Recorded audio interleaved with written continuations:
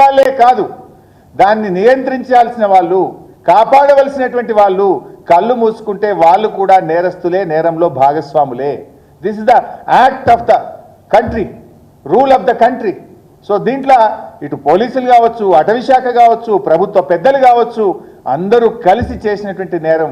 దీని మీద సమగ్రమైనటువంటి విచారణ జరపాలని, దోషులను కఠినంగా శిక్షించాలని, ఆ భూములు హెచ్యుకే చెందాలని, అక్కడ తిరిగి జీవ వైవిధ్యాన్ని యథాస్థితికి తేవాలని చెప్పి కమిటీ దృష్టికి మేము తీసుకురావడం జరిగింది. సో కమిటీ కూడా చాలా పాజిటివ్గా రిసీవ్ చేసుకుంది. వారి ఈమెయిల్ ఐడి కూడా ఇచ్చి వివరాలన్నీ కూడా మెయిల్లో డీటెయిల్గా మాకు పంపండి అని చెప్పి కోరారు.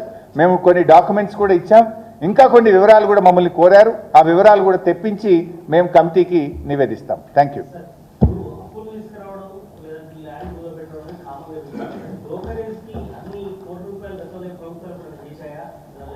బ్రోకరేజ్ ఫీజు ఇచ్చిన ఘనత రేవంత్ రెడ్డికే దక్కుతుంది. ఈ రాష్ట్ర చరిత్రలో ఇట్లా 169 కోట్లు బ్రోకరేజ్ ఫీజు ఇచ్చి, అప్పుకు బ్రోకరేజ్ ఫీ మా మీదనేమో బురద చల్లిండ్రు, వీళ్ళు ఎక్కువ మిత్తికి అప్పు తెచ్చిండ్రు అని. మేము తెచ్చిందేం ప్రైవేట్ బ్యాంకులలో తేలే, కేంద్ర ప్రభుత్వ సంస్థ పిఎఫ్సి ఆర్ఈసి దగ్గర మేము ఆ రోజుల్లో రుణం తెచ్చాం. కానీ ఈయన గారు బ్రోకర్ను పెట్టుకొని బ్రోకర్ల ద్వారా ఇలా బ్రోకరేజ్ ఫీజు పెట్టి తెచ్చిండు. ఇంకా ఒక జోక్ చెప్పాలి మీకు, ఈ 169 కోట్లు తెచ్చిన 10,000 కోట్లకు టీజీఐసి ద్వారా వచ్చిన 10,000 కోట్లలో 169 కోట్లు బ్రోకరేజ్ ఫీజు కట్టిండ్రు. ఇప్పుడు ఇదే బ్రోకర్కు ఇంకో 20,000 కోట్ల అప్పు తెమ్మని హెచ్ఎండిఏ ద్వారా వీళ్ళకి బాధ్యత అప్పచెప్పింది ఆల్రెడీ. ఇప్పుడు దానికి ఎంత ఫీజు కట్టారో ఇంకా రావాలి. మొన్న ఒక క్వశ్చన్ వేసిన అసెంబ్లీలో, వేస్తే ఆన్సర్ ఇచ్చారు, ఇదే బ్రోకర్ని పెట్టుకున్నాం, 20,000 కోట్లు హెచ్ఎండిఏ భూములు కుదబెట్టి, హెచ్ఎండిఏ ఆస్తులు కుదబెట్టి ఇంకో 20,000 కోట్లు అప్పు తెమ్మన్నాం, దానికి కూడా ఇదే బ్రోకర్ను ఫైనల్ చేసినాం అని ఆన్సర్ ఇచ్చింది. నేను అడిగిన ఏం భూములు కుదబెడతారు అని అడిగితే ఆన్సర్ ఏంటంటే, ఇంకా ఏ భూములు కుదబెట్టాలని బ్రోకరును హెచ్ఎండిఏ మాట్లాడుకుంటున్నారు. ఆ బ్రోకర్కు నచ్చిన భూములు, బ్రోకర్కు ఆయనకు సూటబుల్ అనుకున్న భూములను కుదబెడతాం, అవి టాక్స్ ఈజ్ ఆన్ మాట్లాడుకుంటున్నారు ఇద్దరు. నిర్ణయం అయిన తర్వాత భూములు కుదబెడతాం, ఆ బ్రోకర్కు ఫీజు ఇస్తాం, ఇంక 20,000 కోట్లు హెచ్ఎండిఏకి అప్పు తెస్తామన్నారు. ఇప్పుడు ఆ బ్రోకర్ని పెట్టుకొని ఇప్పుడు టీజీఐసీలో 10,000 తెచ్చిండ్రు, హెచ్ఎండిఏలు 20,000 కోట్లు తెచ్చిండ్రు, రేపు హెచ్ఎండబ్ల్యూఎస్ మెట్రో వాటర్ వర్క్స్కి తెస్తారట, అదే బ్రోకర్కు జిహెచ్ఎంసీ కూడా తెస్తారట. మొత్తం ఒక 50,000 కోట్లు ఈ బ్రోకర్ని అడ్డం పెట్టుకొని ఈయన బాంబేకి చెందిన ప్రముఖ చార్టెడ్ అకౌంటెంట్ బోరా గారు ఆ బ్రోకర్కి సంబంధించిన కంపెనీ పెట్టుకొని 1,000 కోట్ల రూపాయల అప్పులు తెచ్చి 100 కోట్ల రూపాయల బ్రోకర్ ఫీజు చెల్లించే ఒక కుట్ర, దాని వెనుక కమిషన్లు, కథా కార్యక్రమం ఇంకా చాలా ఉన్నాయి. సందర్భం వచ్చినప్పుడు చెప్తాం. Thank you.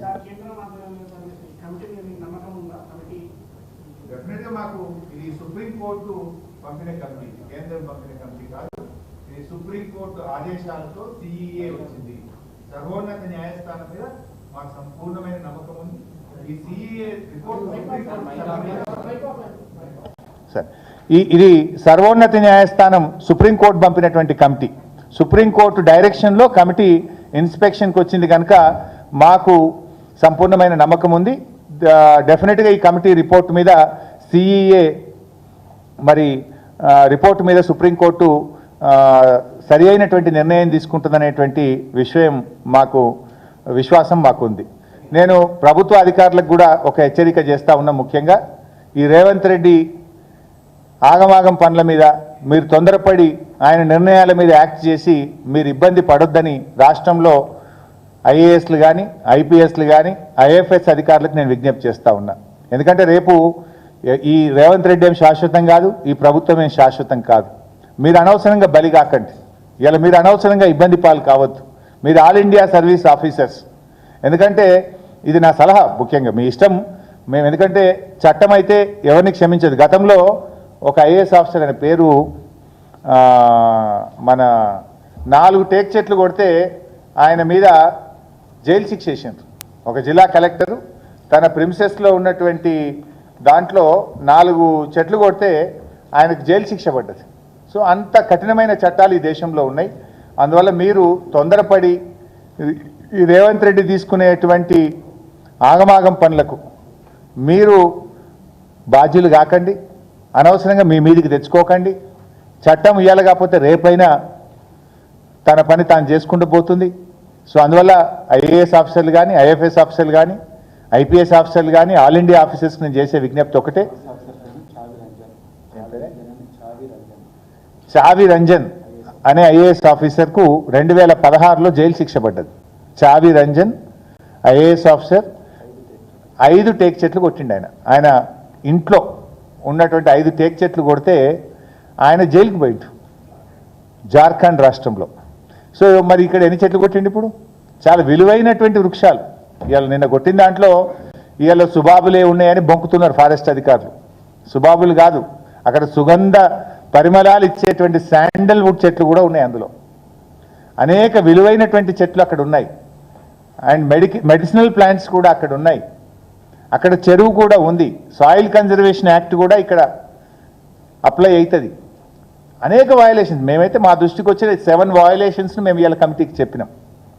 సో అందులో ఫైనల్గా ఆల్ ఇండియా ఆఫీసర్స్కు నా సలహా ఏంటంటే, ఈ రేవంత్ రెడ్డి చేసే దుందుడుకు చర్యల వల్ల, అవగాహన రహిత్యంతో తీసుకునే నిర్ణయాల వల్ల మీరు చట్టానికి లోబడి పనిచేయండి. తొందరపడి మీరు ఎటువంటి నిర్ణయాలు తీసుకుంటే మీరు బాధ్యులవుతారు, అనవసరంగా మీరు ఇరుక్కపోతారు. మీరు మా రాష్ట్రానికి చెందిన అధికారులు, మీరు బాగుండాలని మేము కోరుకుంటాం, రాష్ట్రానికి మేలు జరగాలని మేము కోరుకుంటాం. ఒత్తిడికి లోను కాకండి, చట్టానికి లోబడి పనిచేయండి. Thank you. Let us see. గచ్చిబౌలిలో రాష్ట్ర ప్రభుత్వం అన్ని నియమ నిబంధనలను ఉల్లంఘించి పండగ రోజుల్లో, సెలవు దినాల్లో అడవుల విధ్వంసానికి, వన్యప్రాణుల విధ్వంసానికి పాల్పడినటువంటి తీరును ఈరోజు ఢిల్లీ నుంచి వచ్చినటువంటి సెంట్రల్ ఎన్విరాన్మెంట్ అడ్వైజరీ కమిటీకి వివరించడం జరిగింది.